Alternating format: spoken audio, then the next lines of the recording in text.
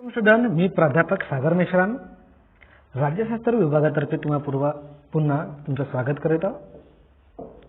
आज आपण BA first year first sem राजकीय सिद्धांत या विषय अभ्यासक्रमाचा स्वातंत्र्य हा टॉपिक आज आपण अभ्यासणार आहोत। मागच्या लेक्चर्समध्ये आपण आतापर्यंत आपण स्वातंत्र्याचे अर्थ, महत्व, स्वरूप आणि त्यांचेच महत्वामध्ये आपण पाहिलेलं आहे। प्रिव्हियस लेक्चर्समध्ये आपण स्वातंत्र्याचे महत्व पाहिलेले आहे की त्यामध्ये व्यक्तिमत्वाचा सर्वांगीण विकास होत असतो। दुसरा, समाज सुधारणा होत असतात। राज्यासाठी एक आधारभूत घटक आहे।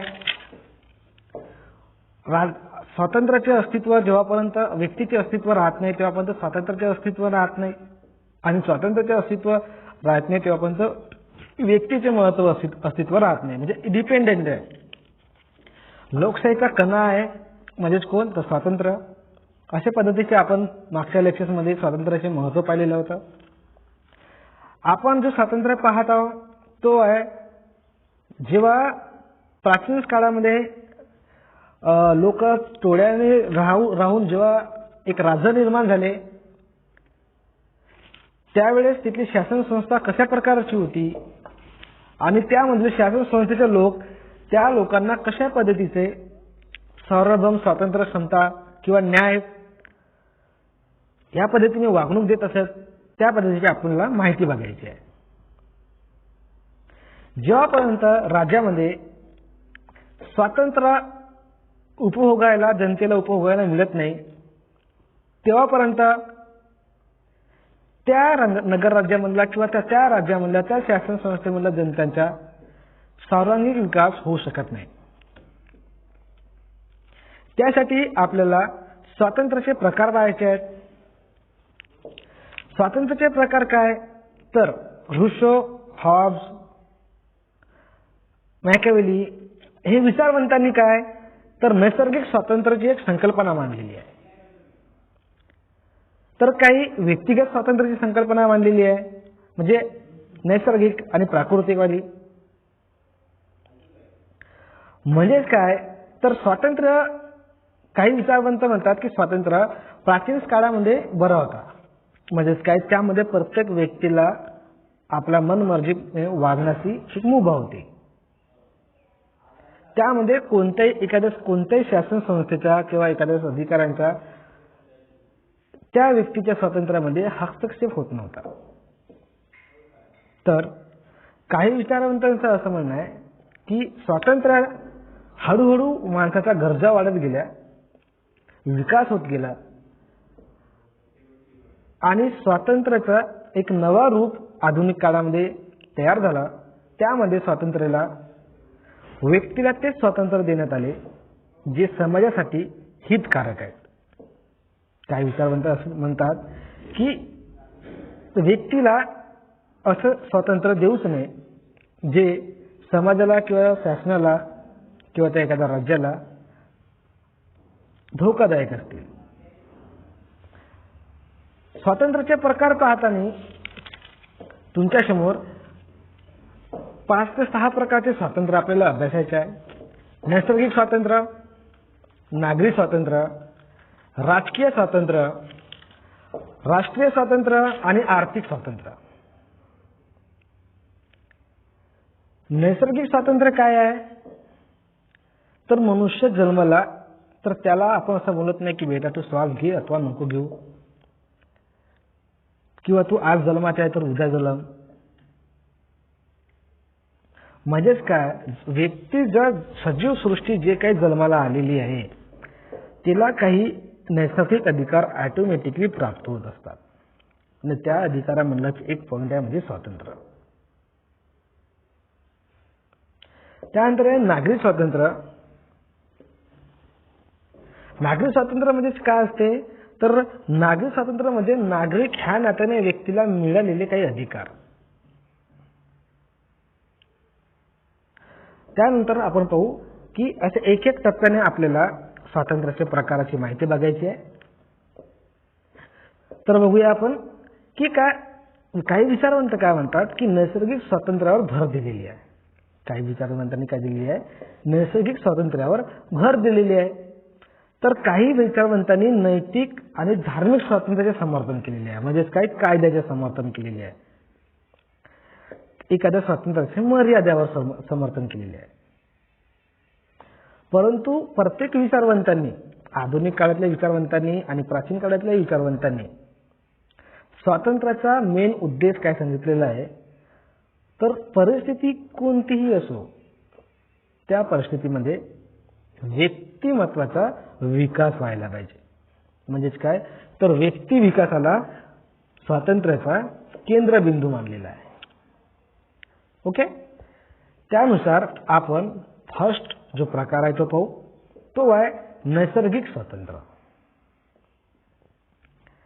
जेव्हा माणूस जन्माला आला, माणूस जन्माला आला म्हणजे आधुनिक काळामधला जन्माला आला तेव्हा नाही. जेव्हा आपला भारत देशामध्ये या जगामध्ये जीवसृष्टी निर्माण झाली तेव्हा राज्य, नगरराज्य किंवा समाज असे कोणतेही शासन व्यवस्था निर्माण नव्हते. कोणते कायदे निर्माण नव्हते. कोणत्याही व्यक्तीवर बंधने नव्हती. कारण त्याला भावभावना होत्या पण ते एक्सप्रेस करण्याची फिलिंग नव्हती. अरण्य व्यवस्थेमध्ये माणूस राहत असे, कच्चा मांस खात असे. योग्य बोली भाषेची त्याला पद्धत नव्हती. नैसर्गिक माणूस निसर्गामध्येच राहून तो सगळं मोठा होत असे आणि तिथंच मरण पावत असे. हॉब्स, लॉक, रुशो, खास करून रुशो आणि हॉब्स काय म्हणतात? त्यांनी सामाजिक कराराचा सिद्धांत मोडून काढला. सामाजिक कराराचा सिद्धांत म्हणजेच काय? तर एखाद्या शासन संस्थेसाठी राज्य असायला पाहिजे, चालवण्यासाठी राज्य असायला पाहिजे, समाज असायला पाहिजे. हा सिद्धांत रुसो व हॉब्स यांनी मोडून काढला. कशासाठी? त्यांचं असं बोलणं आहे की मनुष्य हा निसर्ग अवस्थेमध्ये संपूर्ण स्वतंत्र होता. समाज जेव्हा निर्माण झाला, राज्य निर्माण झाला, त्याला चालवणारे शासन संस्थे व्यक्ती निर्माण झाले, तेव्हा व्यक्तीचा विकास, स्वातंत्र्य हा कुठेतरी कोलमडला. म्हणून हॉब्स आणि रुसो हे सामाजिक कराराचा सिद्धांत मांडून निसर्ग अवस्थेत मनुष्य स्वतंत्र होता असं त्यांनी संकल्पना मांडली, अशी त्यांनी कल्पना केली. त्यामधून जो कट्टर पुरस्कर्ता होता सामाजिक कराराचा तो होता रुसो. त्यांनी रुसोनी सामाजिक कराराचा सिद्धांत मांडला आणि त्यांनी हा प्रूफ केलाय आणि हा विचारामध्ये असं सांगितलं की मनुष्य हा निसर्ग अवस्थेमध्ये स्वतंत्र होता. परंतु काय? रुसोचं असं मत आहे की निसर्ग अवस्थेमध्ये स्वतंत्र होता, परंतु तो असा विविध बंधनांनी जळगाटलेला होता, विविध बंधनामध्ये फसलेला होता. निसर्ग अवस्थेमध्ये माणसाला कुठल्याही पद्धतीची कमतरता नव्हती. आपला मन मोकळ्या पद्धतीने वागत असे, आपल्या मर्जीने जो काही असे तो करत असे. परंतु कालांतराने काय? एकत्र येऊन, समूहाने येऊन त्यांच्यामध्ये डेव्हलपमेंट व्हायला लागले. भावभावना एकत्रित यायला लागले. जसं सांगतो मी पुराणा काळात फिलिंग्स याला एक्सप्रेस करण्याचं पद्धत नव्हती. भावभावना जुळायला लागल्या. माणसामध्ये स्वार्थ प्रवृत्ती यायला लागली आणि त्याच कमतरतेमुळे मनुष्यामध्येच संघर्ष झाला आणि त्याच संघर्षामधून त्यांना लीड करण्यासाठी एक शासन संस्थेची निर्मिती झाली. अशी कोण म्हणतो? तर रुसो म्हणतो. आणि त्याच कारणास्तव रुसो, हॉब्स हे नैसर्गिक स्वातंत्र्याचे पुरस्कर्ते आहेत. क्लिअर? त्यानंतर स्वातंत्र्याचा दुसरा प्रकार तो आहे नागरी स्वातंत्र्य. नागरी स्वातंत्र्य म्हणजेच काय? तर जसं आपण पाहिलं की नैसर्गिक स्वातंत्र्य म्हणजेच की मनुष्य हा निसर्ग अवस्थेमध्येच स्वतंत्र होता, प्रत्येक गोष्टी त्याला करण्याची मुभा होती. नागरी स्वातंत्र्य म्हणजेच काय, तर एक राज्याची संकल्पना केलेली आहे. काय केलेली आहे? राज्याची संकल्पना केलेली आहे. राज्याची संकल्पना म्हणजेच काय, तर एखाद्या राज्यामध्ये नागरिक आहे, तो व्यक्ती आहे, तर त्या समाजाच्या त्या राज्याचा तो नागरिक म्हणून त्याला जे मिळालेले अधिकार आहेत तेच अधिकार म्हणजेच नागरी स्वातंत्र्य. आता ते अधिकार कोणत्या स्वरूपाचे असू शकतात? त्या राज्यामध्ये फिरण्याचे स्वातंत्र्य असू शकते, पैसे कमवण्याचा स्वातंत्र्य असू शकते, एखादी युनियन स्थापन करण्याचे स्वातंत्र्य असू शकते, भाषण देण्याचे स्वातंत्र्य असू शकते, लेखन व मुद्रण करण्याचे स्वातंत्र्य असू शकते. हे सर्व स्वातंत्र्य म्हणजेच काय, हे कोणाला प्राप्त होत असतात? नागरिकाला प्राप्त होत असतात. आणि म्हणून नागरिक म्हणून एखाद्या व्यक्तीला जे मिळालेले अधिकार आहेत तेच अधिकार म्हणजेच काय, तर नागरी स्वातंत्र्य. आणि नागरी स्वातंत्र्याचे जे पुरस्कर्ते विचारवंत आहेत, म्हणजे जे नागरी स्वातंत्र्याला ऍक्सेप्ट करतात, ते आहेत John Stuart Mill, C.S. Mill, त्यानंतर बर्ट्रँड रसेल, हायके किंवा हायक इत्यादी विचारवंतांनी स्वातंत्र्याचे समर्थक आहेत. परंतु नागरिकाच्या स्वातंत्र्याचे रक्षण करण्याची जबाबदारी कोणावर आहे? आता काय आपण पाहिलंय की नैसर्गिक स्वातंत्र्यामध्ये अनलिमिटेड तेला स्वातंत्र्य होता, म्हणजे त्यावर कोणताही व्यक्ती बंधने घालू शकत नव्हता. परंतु नागरी स्वातंत्र्यामध्ये तसं नाही. त्या राज्यामध्ये नागरिकाला काही अधिकार प्राप्त होत असतात, तर त्यावर तिची मर्यादा देखील असते, संरक्षण देखील असते. आता तो संरक्षण, नागरिकांच्या हक्कांची संरक्षण करण्याची जबाबदारी कोणावर आहे? तर दोन्हीवर आहे. दोन्ही म्हणजे कोण? एक तर त्या शासन व्यवस्थेवर म्हणजे राज्यावर आणि नागरिकावर. हे झालं नागरिक स्वातंत्र्य. थर्ड तुमचं आहे राजकीय स्वातंत्र्य. राजकीय स्वातंत्र्य म्हणजेच काय, आपण पाहिलं की ज्या पद्धतीने नागरी स्वातंत्र्यामध्ये की त्या राज्यामध्ये मिळालेले स्वातंत्र्य म्हणजे आपण पाहिलं की नागरिक स्वातंत्र्य, तर राजकीय स्वातंत्र्य त्याच पद्धतीचे आहे. तर त्या राज्यामध्ये त्याला आपण पाहिलं की नागरिक स्वातंत्र्यामध्ये त्याला काही अधिकार प्रोव्हाइड झालेले होते, भाषण वगैरे देण्याचं, फिरण्याचं, वस्ती करण्याचं. तर नागरिक स्वातंत्र्य म्हणजे काय, तर त्यामध्ये आता काहीतरी शासन कारभार चालू होईल, त्या राज्यामध्ये निवडणुका होतील, कोणतेही पद येतील, पद निवडणुका होतील. तर राजकीय स्वातंत्र्य म्हणजे काय, तर त्या राज्यामध्ये त्या व्यक्तीला राज्य कारभारात सहभाग होण्याची संधी, त्या राज्यामध्ये त्या व्यक्तीला राज्य कारभारात त्या शासन व्यवस्थेत सहभाग होण्याची संधी किंवा त्या राज्य कारभारात त्या व्यक्तीला भाग घेता येतो. त्यामुळे राज्याच्या शासन व्यवस्थेत सहभागी होण्याचे स्वातंत्र्य असा या संकल्पनेचा अर्थ आहे. क्लिअर? म्हणजेच काय, राजकीय स्वातंत्र्य म्हणजे काय, तर जो व्यक्ती आहे त्या व्यक्तीला त्या राज्याच्या शासन कारभारामध्ये किंवा राज्य कारभारामध्ये भाग घेण्याची संधी आहे. तोच अधिकार म्हणजेच काय, राजकीय स्वातंत्र्य. ओके. त्यानंतर फोर्थ नंबरचा जो आहे तुमचा अधिकार तो आहे आर्थिक स्वातंत्र्य. तो आहे आर्थिक स्वातंत्र्य. आर्थिक स्वातंत्र्य म्हणजेच काय, तर जसा एखादा व्यक्ती आहे फक्त भाषण देऊन, वस्त्या करून, लेखन करून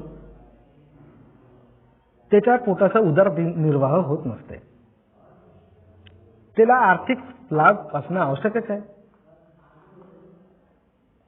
म्हणजेच काय, तर त्याला व्यवसाय मिळणं, धंदा करणे, त्याच्या क्वालिफिकेशननुसार त्याला एखादा व्यवसाय प्राप्त करून देणे, जागा काढणे, स्त्री पुरुषांसाठी समान वेतन तयार करणे, हे सर्व काय, तर हे एक आर्थिक स्वातंत्र्याचे यालाच आपण एक प्रकारचं आर्थिक स्वातंत्र्य म्हणू शकतो. तुम्हाला दिलेलं आहे आर्थिक स्वातंत्र्यामध्ये की व्यक्तीच्या जीवनावश्यक गरजा पूर्ण होत नसेल तर राजकीय स्वातंत्र्याला कोणताही अर्थ राहणार नाही. क्लिअर? म्हणजेच काय, आपण एखाद्याला राज्यामध्ये एवढा अधिकार दिला की तू भाषण देऊ शकते, तू फिरू शकते, त्यामध्ये वस्त्या करू शकते, लेखन मुद्रण करू शकते, परंतु त्याच्या आवश्यक गरजाच पूर्ण होत नसतील, आता खायासाठी तर अन्न लागतच ना, आणि तेच पूर्ण होत नसेल, उदरनिर्वाहात भागत नसेल, दैनंदिन गरजाच पूर्ण होत नसतील तर त्या राजकीय स्वातंत्र्याला काही अर्थ राहणार नाही. म्हणून ज्या पद्धतीने राजकीय स्वातंत्र्य महत्वाचे आहे, त्याच पद्धतीने आर्थिक स्वातंत्र्य देखील महत्वाचं आहे. क्लिअर? कारण परावलंबी जीवन जगण्याला इतर कोणत्याही स्वातंत्र्याचा इतरांच्या बरोबरीने मुक्तपणे व निर्भयपणे लाभ होणे अशक्य असते. म्हणजे परावलंबी जेव्हा व्यक्ती राज्याच्या भरोशावर जगत असते तेव्हा तो पूर्णपणे आपला व्यक्तिमत्वाचा विकास करू शकत नाही. राज्यामध्ये प्रत्येक व्यक्तीच्या किमान गरजा पूर्ण होतील असा जीवनमानाचा स्तर असायला पाहिजे. त्याला त्याच्या पात्रतेनुसार काम मिळायला पाहिजे अशी भूमिका लास्कीने मांडलेली आहे.